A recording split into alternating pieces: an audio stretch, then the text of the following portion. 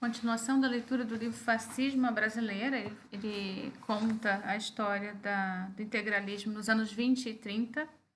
É um livro de Pedro Doria, editora Planeta, página 90. A formação de um líder fascista. Ninguém achava Plínio bom orador, não no início. Ele era absolutamente monótono. Lembrou anos depois um médico das Forças Armadas que havia sido integralista na juventude. Dizia carçada do sarto-arto, a moda paulista do interior. Mas achei lindo o que ele dizia. Aí, algo foi mudando nele, em Plínio. Uma mudança nascida de uma noite de cansaço em Manaus, no mês de agosto de 1933.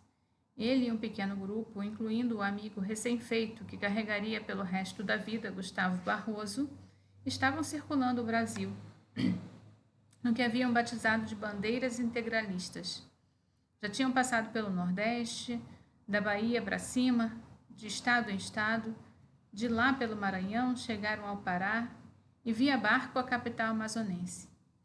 A sua era uma missão que outros também executaram em caravanas semelhantes pelos vários cantos do país. Precisavam espalhar a palavra do integralismo, fundar núcleos regionais, arregimentar seguidores. Tinham um projeto de uma revolução e, para isso, precisavam que o movimento ganhasse corpo. O movimento daqueles precisaria mobilizar multidões. É o mês mais seco do ano, o agosto manauara, mais propício às visitas. Embora as temperaturas durante o dia com frequência passem dos 30 graus Celsius. Quente para um paulista da Mantiqueira. Após dormir no hotel à tarde, Plínio e seu grupo se dirigiram a um restaurante para jantar antes de rumar ao teatro, que encontrariam cheio. Devem ter causado alguma impressão, todos aqueles homens de verde, que ainda não haviam se tornado comuns de ver. Não havia porque se tornariam. O chefe, que só depois abraçaria convicto o papel de chefe, vestia a camisa de cor verde inglês e gravata preta, estreita, sem paletó, na altura do braço esquerdo, um círculo branco com contorno azul e uma grande letra sigma, em grego. Ao centro, no mesmo azul. As calças eram pretas e também pretos, mas em couro eram os cintos e sapatos. As mangas jamais dobradas em público, a camisa sempre passada, em ambos os ombros do lugar das berimbelas militares, novamente o sigma. Havia de se apresentar impecável, integralista. Aquele homem baixo, franzino e ainda inseguro que era Plínio Salgado, trazia consigo também uma pasta opaca no qual guardava o discurso que faria. No teatro cheio, o líder do movimento subiu ao palco e parou ao púlpito, abriu a pasta, e nela encontrou folhas de papel almácio em branco. Girou com os dedos uma a uma, duas, três, todas em branco. O discurso havia desaparecido. Passou os olhos pelo público até encontrar os de Barroso, que sorria. Era do tipo que pregava peças, Barroso. Nunca por maldade, só mesmo para se divertir e ter uma história para contar depois. Histórias que contava com gosto. Às vezes tinha até intenção maior na peça que pregava, e o público, perante Plínio, aguardava suas palavras. Ele tomou fôlego e, pela primeira vez, forçado pelo amigo cearense, teve de falar no improviso, da hora. Um tempo depois, à frente de outro público bem mais familiar, em Jaboticabal, interior de São Paulo, fez o mesmo, só que por escolha própria. Em meio à leitura do discurso escrito, Plínio optou por abandoná-lo. Ele não precisaria mais do texto para explicar o que era o integralismo. Fazia já 3 anos que vinha construindo sua doutrina.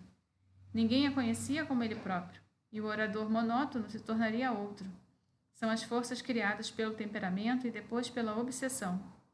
Descreveria um velho Menotti Delpitia. Ele não sai do mito, aquele menino que crescia com a intimidade não tinha nada de Führer. Mas, quando ele se toma daquela áurea, é o chefe, comanda. É fora do comum e cultivou o magnetismo pessoal ao máximo. Havia sempre um traço de afeto quando Menotti se referia ao amigo dos tempos da escola ginasial. Ele tem um sotaque caipirado, fechava os olhos, agora tem um belo preparo e uma coisa formidável, fé em si mesmo. A capacidade de falar em público, sofisticada ao ponto máximo nos anos seguintes, deixaria em seus seguidores uma marca indelével, fixa para sempre na memória. Nos comícios dele, era o povão que ia, lembrou um editor de livros em depoimento nostálgico. Você vê pelas fotografias, pela fisionomia, que era gente do povo. Ele eletrizava a plateia.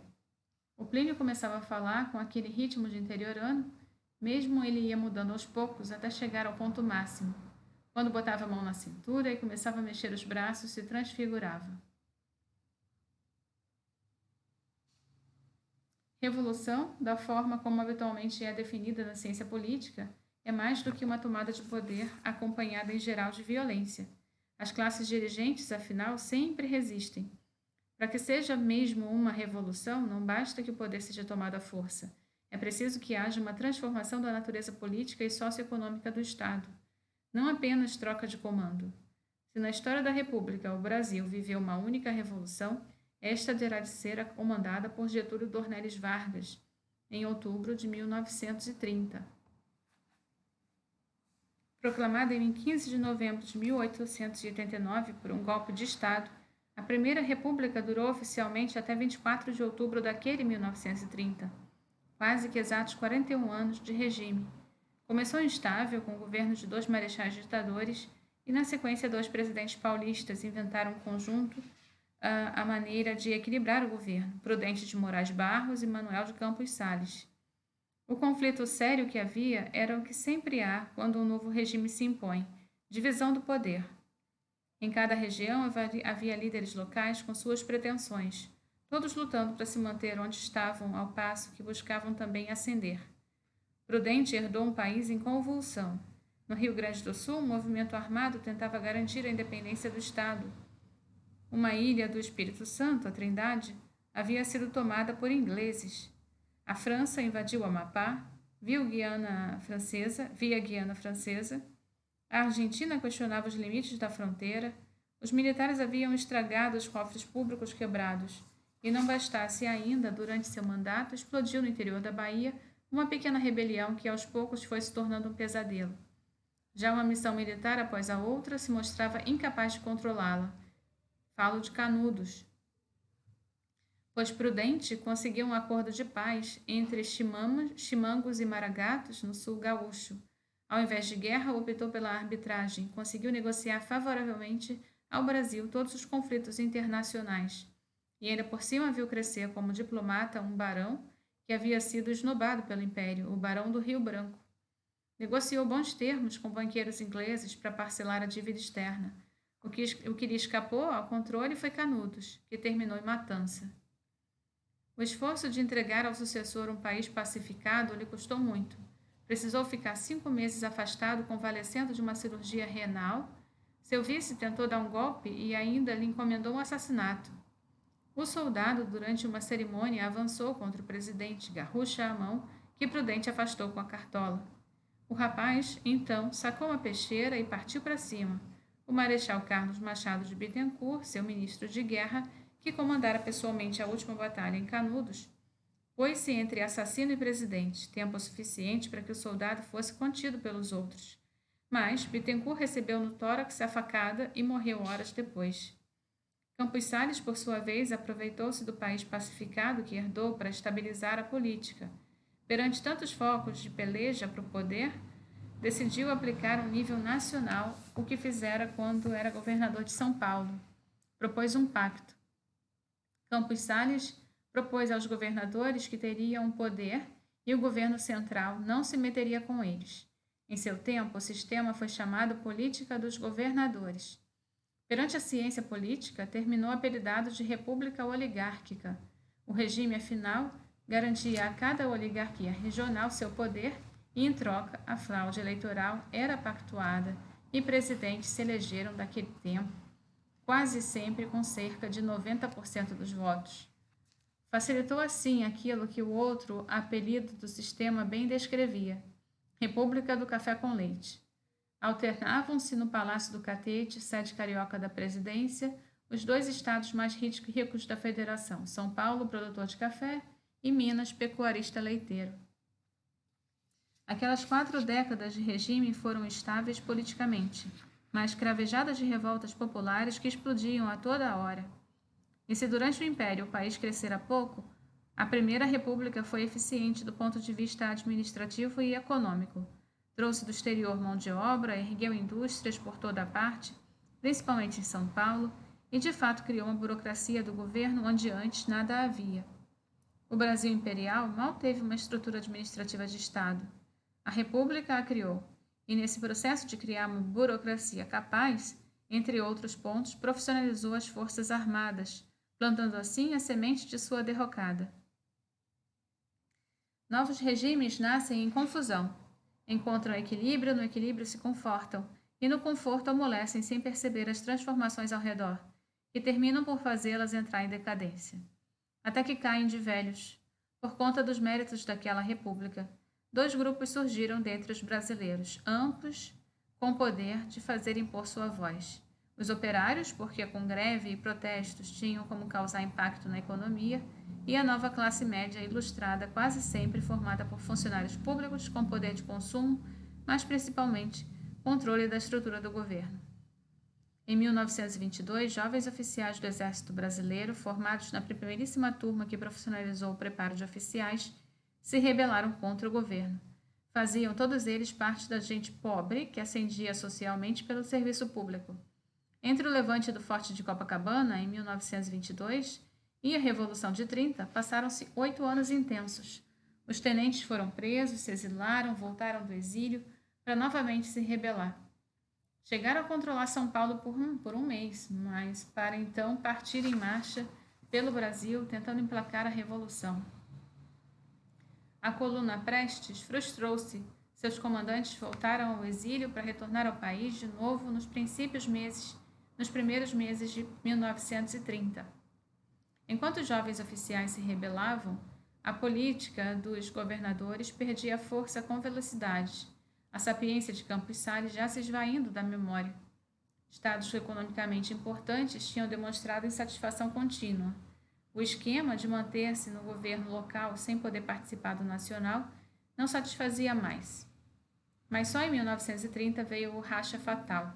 Minas rompeu com São Paulo e apoiou a candidatura à presidência de um certo governador gaúcho. E quando esse derretimento do pacto se sustentara, o regime se encontrou com o apoio militar dos tenentes rebelados. A revolução tornou-se inevitável. Venceu-se a eleição o governador paulista Júlio Prestes. Não chegou a tomar posse, o grupo novo que entrava teria também seu apelido para aquilo que caía. Nem República dos Governadores, nem Oligárquica, nem Café com Leite, chamaram-se de República Velha, porque a partir daquele momento o Brasil seria apresentado a novos nomes que comporiam o cenário político nacional, nomes que perdurariam por até mais do que apenas 4 décadas. Aquele governador gaúcho derrotado no pleito fraudado, Getúlio Vargas, mas com ele também Oswaldo Aranha, Luiz Carlos Prestes, Eduardo Gomes, Juarez Távora e João Alberto. E mesmo sem ter participado da Revolução, ganharia muito espaço um ainda jovem deputado estadual paulista pelo partido do regime que caía, o PRP, Plínio Salgado. Mais um detalhe, antes da queda, numa noite em Marsella, já umas tantas semanas após o encontro que marcou com Mussolini, Plínio sentou-se à mesa do quarto do hotel à beira-mar para escrever a Júlio Prestes, recém-eleito presidente da República. Era por volta das 23 horas. Ele jantara e ficara até tarde com Mário Graciotti, o jornalista que o acompanhava na viagem, e o vice-cônsul brasileiro por lá, também escritor, Rui Ribeiro Couto. Com os amigos, compartilhou a angústia que sentia pelas cartas que recebia do Brasil. Estava convencido de que Prestes não conseguiria tomar posse e de que, mesmo derrotado nas urnas, a Aliança Liberal de Getúlio preparava um movimento de deposição. No quarto, pôs o pijama e por cima um hobby, na cabeça um turbante avermelhado, e se entregou a escrever por quase 4 horas. Ao final, tinha 10 páginas. Envelopou-as e se dirigiu ao quarto de Graciotti, que iniciaria uma viagem de retorno ao Brasil bem cedo pela manhã. Eram 3 da manhã. Plínio pôs nas mãos de Mário a carta e lhe recomendou que só a entregasse pessoalmente ao governador de São Paulo, futuro presidente. O deputado perrepista vivia um conflito interno que só se intensificaria nos 2 anos seguintes. Havia saído do Brasil com a missão de educar como preceptor Joaquim Carlos de Souza Aranha, o filho de seu amigo Alfredo Egídio. O momento na viagem havia sido propício. Seu mandato se arrastava, ele se sentia pouco eficaz e todos os planos que tinha de reforma do Partido Republicano Paulista se frustraram. Era um monólito que não se movia.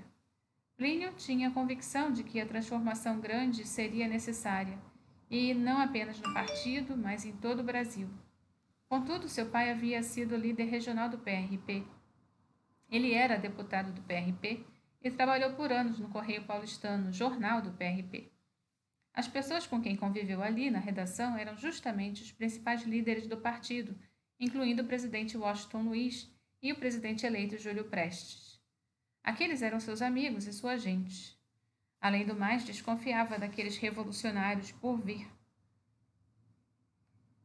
Ele já era um antiliberal convicto, não apoiaria um grupo que propunha um governo liberal.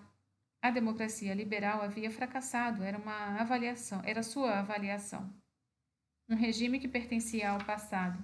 Ao mesmo tempo, criado no interior paulista, valorizando o caboclo e o trabalho na terra, Plínio percebia na defesa do agronegócio paulista, abraçada por Júlio Prestes, um ponto alto da plataforma política. Enquanto isso, um dos líderes tenentistas, Luiz Carlos Prestes, havia abraçado o comunismo no ano anterior. Júlio e Luiz Carlos Prestes não eram parentes. A República tinha de ser transformada, mas todos apontavam para o caminho errado. O indivíduo deve ser considerado sobre a tríplice aspecto, como força moral, força econômica e força política, escreveu Plínio. O indivíduo não pode ser concebido simplesmente como força política, no conceito de democracia liberal, nem somente sobre o dúplice aspecto econômico-político, como considera o radicalismo de uma concepção mecânica das relações sociais, como propunham os comunistas. Aquela revolução que se insinuava não era definitivamente a dele. O indivíduo como força moral é o centro da família. Como força econômica é a razão de ser da classe. E é em consequência dessas duas forças que ele age como força política do Estado. Fascista. O presidente eleito recebeu a carta de Plínio. O doutor Júlio Prestes leu-a e guardou-a no arquivo de aço. Lembrou-se Graciotti de ter ouvido do chefe de gabinete. Ele me disse, sorrindo, que o Plínio não passava de um belo poeta vendo fantasmas. O que nenhum deles tinha como saber é que aquela carta ainda seria lida por muita gente. Graciotti estava em Santos, quando chegou de manhã cedo no transatlântico Ponte Verde, com Plínio a bordo. Já sei tudo, lhe disse após descer. No Rio, soubemos da Revolução do Getúlio. Quando desceram do trem na Estação da Luz, na capital paulista, passava pouco do meio-dia e uma pequena festa aguardava o deputado. Estavam lá para recebê-lo Menotti, Cassiano Ricardo, alguns outros parlamentares, todos num clima de celebração, mas também nervosismo. Seguiram ao Palácio dos Campos Elíseos, sede do governo estadual. Não havia muito mais o que fazer, àquela altura, que não oferecer ajuda pessoal e um gesto de amizade. Afinal, os gaúchos já avançavam em direção a São Paulo e de nada indicava que poderiam ser derrotados. Encontrei no meu Brasil, num dia luminoso em que eu entrava na Guanabara, uma corrente desvairada de sonâmbulos pegando as armas para defender fantasmas. Escreveu Plínio num artigo que publicou no Correio, ainda antes de as tropas gaúchas chegarem à capital paulista. Uma revolução em nome de um defunto. Em meio à amargura na qual mergulhavam ele e os seus, passou pelo palácio todos aqueles dias como se conversas continuadas tivessem o poder de mudar o inevitável. Se parecia convicto nos textos que escreveu para publicar, no íntimo entregava-se às dúvidas. Não queria a revolução, tampouco desejava a manutenção do regime. As tropas do Sul batem as fronteiras de São Paulo, escreveu em carta ao poeta Augusto Frederico Schmidt, no dia 14. Que ideias trazem? Eles marcham com essa bandeira vaga, imponderável, indefinível de liberalismo. O que é liberalismo? E nós, que vamos ao encontro delas, combatemos em nome de quê? Se vencermos, o que faremos? Manteremos as instituições para possibilitarmos novas revoltas e nova confusão? Continuaremos a manter essa mentalidade regional estreita e intransigente que é do todo fruto do regime federativo? Então, para que tanto sacrifício? Há um desequilíbrio evidente na evolução política, econômica e social dos Estados. Nós temos transplantado para um outro plano a mesma equação de Canudos. Cada vez mais nutria a impressão de que a política que dava aos Estados tanta independência impedia o nascimento de uma cultura política genuinamente brasileira, nacionalista e não regionalista. Júlio Prestes pensou em resistir, mas conforme as tropas revolucionárias avançavam, foi pego de surpresa pela notícia de que o presidente Washington Luiz, no Rio, havia sido derrubado num golpe militar e levado preso, numa rendição renegociada pelo cardeal Dom Sebastião Leme. Era o dia 24 de outubro de 1930. Uma junta de 3 generais estava agora no comando do Brasil. O comandante da Força Pública e atual Polícia Militar de São Paulo, no mesmo dia, aderiu ao movimento revolucionário. Prestes não tinha mais cartas na mão. Passou o governo ao comandante da 2ª Região Militar, pegou um carro e asilou-se no consulado britânico, um casarão no bairro do Jardim América. Regime deposto, ainda não estava claro o que o substituiria. O golpe dado pelos generais no auge das tensões aproveitou-se do momento de desequilíbrio do governo. Por dias não ficou claro se pretendiam manter-se no poder, mergulhando o país numa guerra civil, ou se entregariam a presidência a Getúlio Vargas. A desculpa para apear Washington Luiz era dar fim ao conflito armado, posto que os gaúchos venceriam de qualquer forma. Mas a junta militar nomeou o ministério e os boatos no Rio de Janeiro, capital federal, pareciam surgir que tivessem planos de longo prazo. No dia 27, chegou a São Paulo João Alberto, um dos chefes tenentistas. Os líderes do Partido Democrático, uma legenda menor que fizera parte da Aliança Liberal durante o período da campanha, tinham a expectativa de receber o comando do Estado. Ocorre que no momento em que estourou o levante, justamente em sua fase mais crítica, os democráticos não haviam corrido em auxílio dos gaúchos. Era, pois, João Alberto quem assumiria o governo paulista antes mesmo de Getúlio Vargas ser presidente. Aquela pequena vingança contra os aliados eleitorais que hesitaram no primeiro instante na Revolução ainda custaria caro ao novo presidente. João Alberto Lins de Barros era pernambucano do Recife e tinha 31 anos. Por ter assentado a praça como sargento no Rio Grande do Sul, onde foi elevado a tenente, fincou raízes e se casou com uma gaúcha, tendo filhos por lá. Em 1924, quando estourou o levante sob o comando de Luiz Carlos Prestes e Antônio Siqueira Campos, o indômito líder do 18 do Forte, ele imediatamente se colocou à disposição. Ele e um outro rapaz, um advogado recém-formado do Alegrete, que, embora gaúcho, vinha de família tradicional paulista, Osvaldo Aranha. Foram os dois rebelados da primeira hora. João Alberto seguiu os rebeldes como parte do Estado-Maior da coluna Prestes e, com seus companheiros, viveu no exílio até maio daquele 1930. Foi quando, com Siqueira, pegou um hidroavião monomotor mirrado na Argentina, tendo por rumo o Rio Grande, carregando consigo o dinheiro do movimento, para dar início à Revolução Final. O avião caiu no mar Uruguaio e João Alberto quase morreu. Siqueira o salvou do afogamento. Nas longas horas em que ficaram à deriva, em meio a uma tempestade no Atlântico revolto e gelado, Siqueira, que era um exímio nadador, foi engolido por uma onda. Por toda a vida, o homem que sobreviveu, salvo pelo que morreu, se lembraria da última vez que ouviu a voz de seu comandante. Espera, João. Poucos naquele novo Brasil que nascia tinham as credenciais revolucionárias de João Alberto, nomeado pelo comandante da Revolução, Getúlio Vargas, para o cargo de interventor em São Paulo. No dia 29, o trem com Getúlio Vargas chegou à Estação da Luz, sendo recebido com festa fingida pelos paulistas. Naquela altura, a junta militar já havia oficializado um convite para que o comandante da Revolução fosse ao Rio assumir a presidência. Mas, político hábil que era, Getúlio Vargas fez no caminho um ritual para que, em demorando o momento da posse, criasse uma expectativa ainda maior. Foi antes de chegar à capital, no Palácio do Campos Elíseos, que decidiu fazer seu primeiro discurso perante a imprensa para dizer a que vinha. Se a vitória da Aliança Liberal se concretizasse pela eleição, os resultados não iriam além da reforma eleitoral e outros pontos do programa, afirmou. Agora está assegurada a realização de um programa muito maior e mais profundo, a dissolução do Congresso, pois esse se revelou incapaz de cumprir sua missão, a reforma do sistema tributário, evitando a iníqua situação que agrava todo o povo em benefício de meia dúzia de magnatas. A anistia ampla, a tomada de contas dos que lançam mão de dinheiro público, os quais responderão com seus bens particulares, que serão confiscados, e com sua liberdade pelos gastos ilícitos, que serão apurados. Em 3 de novembro, assumiu a presidência da República.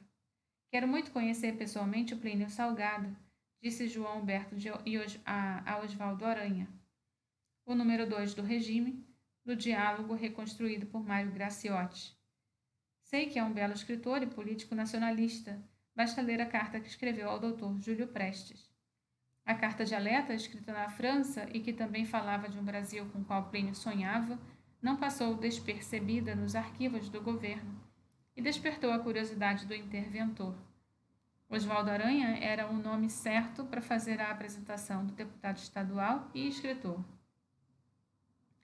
Não que o conhecesse, mas ocorria que Oswaldo Euclides de Souza Aranha ser assim como Alfredo Egídio de Souza Aranha, bisneto da Viscondessa de Campinas. Como eram ambos sobrinhos netos, tanto do Marquês de Três Rios quanto da Baronesa de Itapura, os pais eram primos irmãos, e correndo a ascendência do século em século, os seus já caminhavam ali entre São Paulo e São Vicente, nos tempos em que as cidades nasciam. São Paulo e São Vicente, nos tempos em que as cidades... Oswaldo Aranha tinha, sim, como localizar Plínio Salgado. Era seu primo Alfredo, o mecenas do escritor, e primo naquela família era coisa que todos levavam muito a sério. A revolução imposta por Getúlio Vargas mexeria na estrutura social brasileira, daria forma a sindicatos, protegeria com novas leis os operários e, para os servidores públicos, construiria uma extensa malha de segurança. Faria tudo isso, porém, sem trocar as elites. Sai um Souza Aranha e entra um outro. Àquela altura, Plínio havia retornado da Europa com um casarão do bairro de Santa Cecília, que compartilhava com a família, uma família grande que viera toda junta de São Bento do Sapucaí. Sua filha, Maria Amélia, a irmã Irene, o marido Joaquim Renaud, que haviam juntos adotado Matilde, Maria e Mário, filhos de crianças que todos também eram irmão, Joviano, assassinado com a mulher numa disputa de terras. Também o outro irmão, Henrique, com a mulher Emília e suas duas filhas, Mariinha e Ireninha, e por fim ainda solteiro, caçula do Salgado, Pompeu. 6 adultos, 6 crianças, Quinzinho, o marido de Irene, era sócio de Plínio numa gráfica. E os outros 2 irmãos, Henrique e Pompeu, tinham juntos uma farmácia. Seguiram a profissão do pai. Foram aquelas semanas iniciais após a posse de Getúlio Vargas de muita apreensão. Vários membros do PRP, assim como os colegas do trabalho do Correio, estavam sendo detidos para interrogatórios. Alguns mantidos presos. Apreensão e também certo desânimo por mudanças que Plínio antevia não levariam a nada. 40 anos de experiência republicana provaram que o regime não presta. Já havia comentado na carta ao poeta Augusto Frederico Schmidt. A nossa política, desde 1889, tem sido uma obra de charlatanismo liberal democrático. Uma revolução da Aliança Liberal iria só acirrar o processo. Ou não. Foi no fim de tarde que Alfredo Egídio bateu a porta para levá-lo ao Palácio dos Campos Elíseos. Não para um interrogatório, muito menos para prendê-lo, mas para conversar com o interventor, que àquela altura já lera também muitos de seus artigos publicados no Correio do Passado. O que Plínio perceberia nas semanas e nos meses seguintes é que encontrara tanto no coronel João Alberto quanto em Oswaldo Aranha homens simpáticos às suas ideias. Contava nesse sentido com o valioso endosso de Alfredo. E mais que isso, a Revolução da Aliança Liberal só tinha de liberal o nome. No interior do governo provisório, a confusão ideológica se propagava e o debate sobre o projeto se abria. A Revolução tinha um poder, mas não sabia o que fazer com ele. Plínio, por sua vez, tinha um projeto, ainda que não de todo arrumado, assim como tinha os ouvidos dos números do número 2 de Vargas. As coisas em casa não iam bem. Quinzinho, seu cunhado, já vinha doente fazia tempo. Não conseguiu chegar ao final do ano. Como era ele quem cuidava da gráfica, Plínio optou por vendê-la, assim como vendeu um automóvel Dodge que pertencia à família. A farmácia de seus irmãos também fechara. Eram muitos, repentinamente, e nenhum deles com emprego fixo. A primeira decisão que tomaram foi a de mudar de uma casa para um pouco menor, num bairro um pouco pior, embora não muito distante, na rua Barra Funda. Ireninha, que ainda não completara 1 ano, adoeceu. Não tinha dinheiro para o médico. Um visitou a menina, que, por cortesia, e a tratou com amostras grátis. Ela tampouco resistiu. A cova foi paga em prestações. A família se virou. Henrique pôs na rua um calendário católico. Pompeu desenvolveu a fórmula de um xarope e arranjou-se um laboratório para comercializá-lo. Plínio criou um folhetim policial em fascículos chamado Celeste Aguiar, detetive amadora, que envolvia misteriosos túneis subterrâneos ligando São Paulo à vizinha Santo André. Imprimiu-os numa gráfica jogando o pagamento lá para frente. Conseguiu com amigos em jornais espaço para anunciar de graça e as crianças da família saíram distribuindo panfletos publicitários. Vendiam os fascículos em casa mesmo. E ainda assim, na tragédia e no aperto, a política se abria em espaços possíveis para que Plínio fizesse aquilo que buscava, influenciar a Revolução. O que já pensava do Brasil foi ao encontro da viagem à Itália, e sua cabeça estava em ebulição. Ali, entre a angústia do dinheiro parco e a mágoa das mortes de pessoa que lhes foram tão caras, vivia um momento de intensa criatividade e, ansioso, tentava aproveitar o espaço que lhe era oferecido. Tinha uma intuição a esse respeito, Plínio Salgado, de que era um grande homem em potencial. Precisava só daquele passo a mais. Um homem de ideias, um ideólogo que naquele momento necessitava encontrar um líder carismático para levar adiante seu projeto. Paro aqui na página 106.